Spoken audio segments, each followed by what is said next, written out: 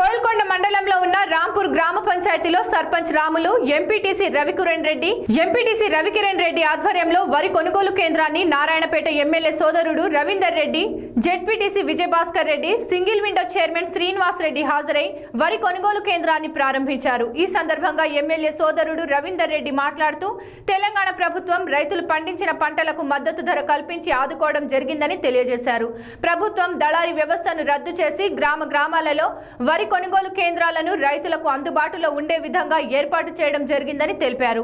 ఈ కార్యక్రమంలో మండల వ్యవసాయ అధికారి రామకృష్ణ, మండల రైతు సమన్వయ కన్వీనర్ మల్ల యాదవ్, టీఆర్ఎస్ పార్టీ నాయకులు భీమరెడ్డి, శ్రీనివాస్ రెడ్డి తదితరులు పాల్గొన్నారు.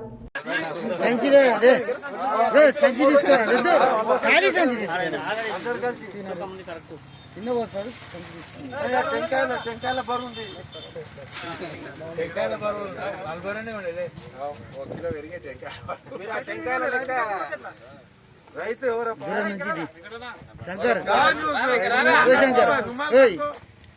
ఎదికెళ్ళిది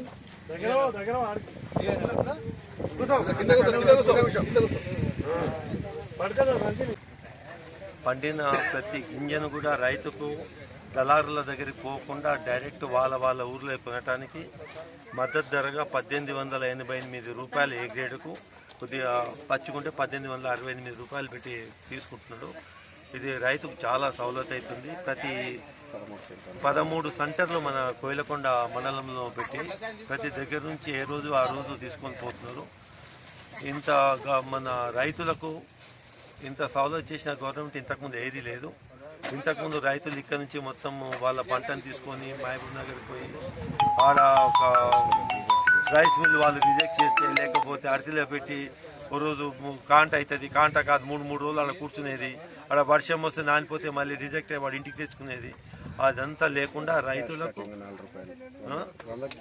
మళ్ళీ ఆడ 100కు క్యాష్ కటింగ్ 4 రూపాయలు అని చెప్పేసి దళారులు వాళ్ళు తీసుకునేది, ఆయనక దడవాయిలు అని చెప్పేసి వీళ్ళు అమాలి వాళ్ళు కొట్టేసేది.